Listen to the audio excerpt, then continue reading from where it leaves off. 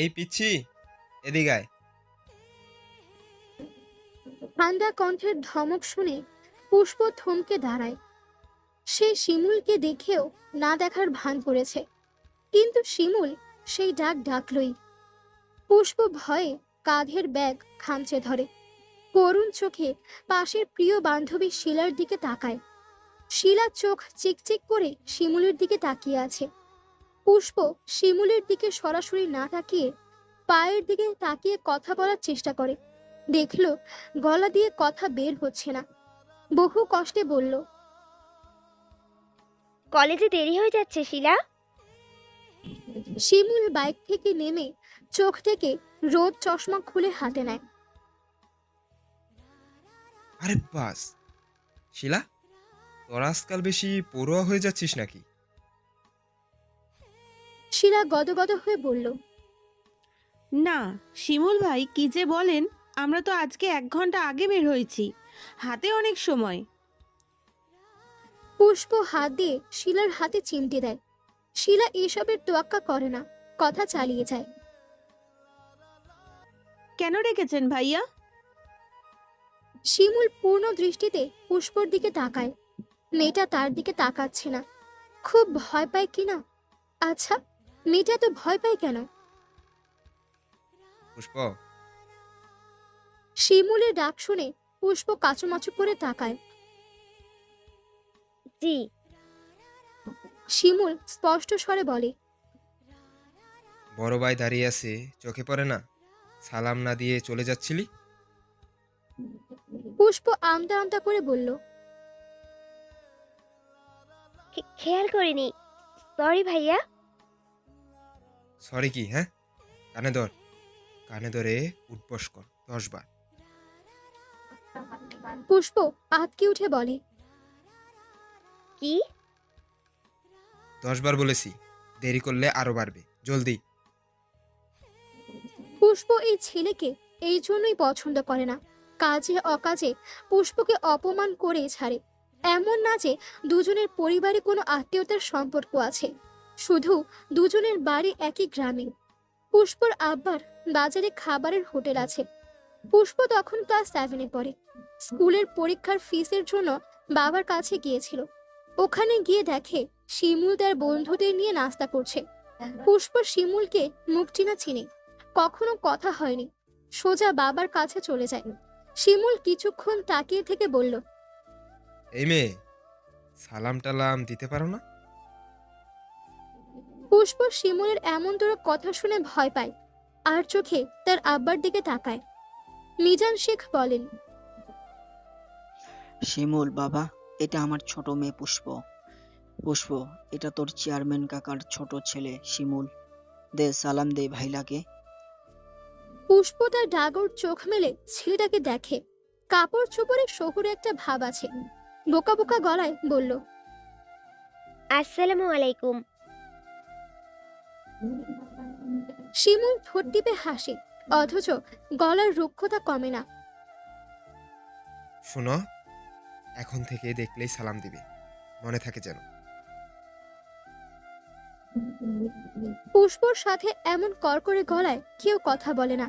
শিমুলের কথা শুনে তার চোখে পানি আসে।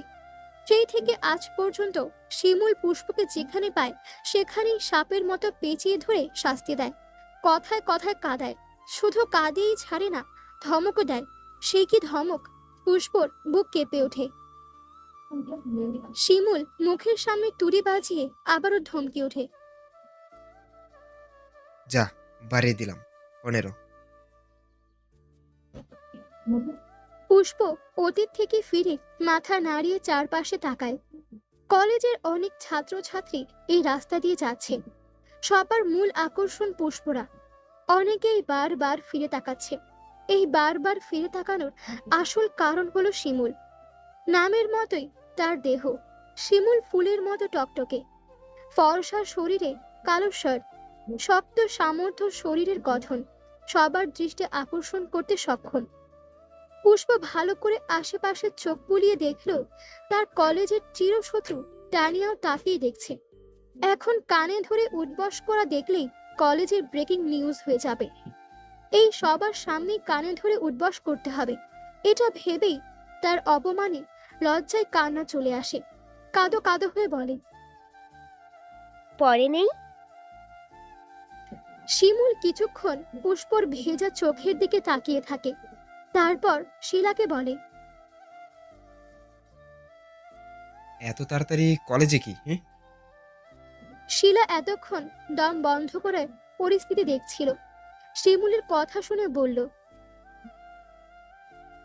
ভাইয়া, আমাদের কলেজে বার্ষিক ক্রীড়া প্রতিযোগিতা, আমরা দলীয় নাচ করব, তার প্র্যাকটিস করতেই আগে যাচ্ছিলাম। অনুষ্ঠানের কথা শিমুলের অজানা নয়। সে ভ্রুকুচকে পুষ্পর দিকে তাকায়। এই পিচ্চিও নাচবে? শিলা অতি উৎসাহে বলল, বলেন কি ভাইয়া, পুষ্পই তো প্রধান চরিত্রে থাকবে। মুহূর্তেই শিমুলের নাকের পাটাতন ফুলে ওঠে। চোখ গরম করে কর্কশ কণ্ঠে চিবিয়ে চিবিয়ে বলে, পুষ্প, তুই নাচবি না, নাচলে খবর আছে। শিমুলের কথা শুনে পুষ্প হতবাক হয়ে যায়। এ কি বলছে শিমুল? কতদিন ধরে প্র্যাকটিস করে নাচটা আয়ত্তে আনা হলো, এখন নাচতে না পারলে কিভাবে হবে? পুষ্পর ভীষণ রাগ হলো। ফট করে বলে ফেলল, আমি নাচবই। পুষ্পর এমনতর কথা শুনে শিমুলের চোয়াল শক্ত হয়ে যায়। তার দিকে এক পা এগিয়ে বলে, আচ্ছা, যা নেচে দেখা। পুষ্প জানে এই কথার মানে কি। দুঃখে কষ্টে চোখে পানি চলে আসলো। শিলাকে পেছনে ফেলেই হনহন করে নিজের কলেজের পথে হাঁটা ধরলো। তার আর কিছু ভালো লাগে না, সব সময় এমন পড়বে। পুষ্পর সব ব্যাপারে নাক গলানো যেন শিমুলের স্বভাব। শিলা অবাক হয়ে তাকিয়ে থেকেই পুষ্পর পিছনে পিছনে দৌড় দেয়। আহা, শিমুলকে না বললেই বুঝি ভালো হতো। পুষ্পর ঝাড়ির ভয়ে তার মুখটা ফেলে দেওয়া আমের আটির মতো হয়ে যায়। শিলা কাছে যাওয়ার পরে পুষ্প দাঁত কিরমিরিয়ে বলে, দেখলি শিমুল ভাই করে মুখে ফেনা তুলে ফেলে, পেটের কথা সব বলে দিতে হয়। এখন শান্তি তো? শিমুলের চামচা কোথাকার। শিলা কাচুমাচু করে বলল, আমি কি জানতাম নাকি উনি না করবে? পুষ্প রাগে নিজের হাত নিজেই খামচে ধরে। কলেজে গিয়ে পড়ে আরেক ঝামেলায়। অনার্স পড়ুয়া তিন্নি পুষ্পকে ডেকে নেয়। শিমুল ভাই, তোর কি হয় পুষ্প? পুষ্প মাথা নেড়ে বলে, কিছু হয় না, এক গ্রামে বাড়ি, তাই ভাইটা কি। রাস্তায় দেখলাম অনেকক্ষণ দাঁড়িয়ে কথা বললি।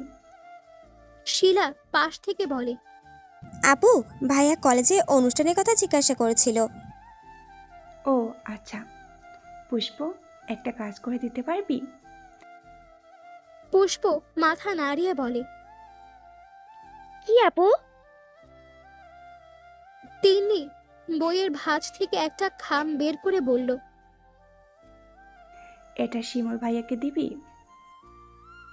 চিঠির খাম দেখে পুষ্প মাথা নাড়িয়ে বলল, আমি পারবো না। তিন্নির আব্বা কলেজের প্রিন্সিপাল, সেই দাপট তিন্নি খুব ভালো করেই দেখায়। পুষ্পর দিকে চোখ কুঁচকে তাকিয়ে বলল, এটা শিমুল ভাইকে দিবি? যদি কথা না শুনিস তাহলে পরীক্ষায় ফেল করিয়ে দেব। ইন্টার ফার্স্ট ইয়ারে পড়া পুষ্প ভয়ে চিঠিটা হাতে নেয়। মাথা নিচু করে চুপচাপ কলেজ শেষ করে বাড়ির রাস্তা ধরে।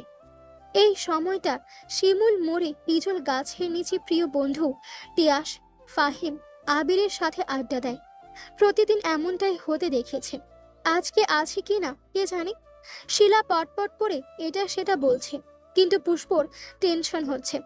মোড়ে এসে দেখে শিমুল বাইকের উপরে বসে আছে, আর তার বন্ধুরা হিজল গাছের মোটা শিকড়ে বসে আছে। পুষ্প কাছে গিয়ে থামে। তিয়াস ইশারা করে পুষ্পকে দেখায়। শিমুল পুষ্পকে দেখে বলল, কি চাই? পুষ্প কোনো কথা না বলে বইয়ের ভাঁজ থেকে খামটা হাতে নিয়ে বলল, তিনি আপু দিয়েছে। খামের ভেতরে কি থাকতে পারে 29 বছরের শিমুলের বুঝতে অসুবিধা হয় না। শান্ত চোখে পুষ্পকে দেখে গলার স্বর গম্ভীর রেখে বলে, পর। পুষ্প বুঝতে পারে না কি পড়তে বলছে। কি? কি লেখা আছে সেটা পড়। পুষ্প পড়ে। পুরো চিঠি জুড়ে বলা আছে শিমুলের সাথে প্রেম করতে চায়, সেই ইচ্ছার কথা। শিমুল উঠে দাঁড়ায়, পুষ্পর সামনে এসে বলে, সকালের 10 বার, এখন 10 বার, মোট 20 বার কানে ধরে উঠবস কর। শিলা তার ভাই তিয়াসকে দেখে সাহস করে বলল, 10 বার বাড়লো কেন ভাইয়া? শিমুল হাতের মোবাইল পকেটে রাখতে রাখতে বলল, পিয়নগিরি করার জন্য। পুষ্প করুণ চোখে তাকিয়ে থাকে। এই ছেলেটা এমন করে কেন তার সাথে? কেন কেন এত এত কেনর উত্তর পুষ্পর জানা নেই। পুষ্পর চোখ দিয়ে পানি গড়িয়ে পড়ে। শিমুল কিছুক্ষণ মৌন হয়ে তাকিয়ে থাকে। তার সামনে বড় অবুঝ নদীর মতো শান্ত মেয়েটার দিকে। মেয়েটাকে এতটাই অবুঝ, একটা ছেলের চোখের ভাষা পড়াকে এতটাই কঠিন। কঠিনই হয়তো।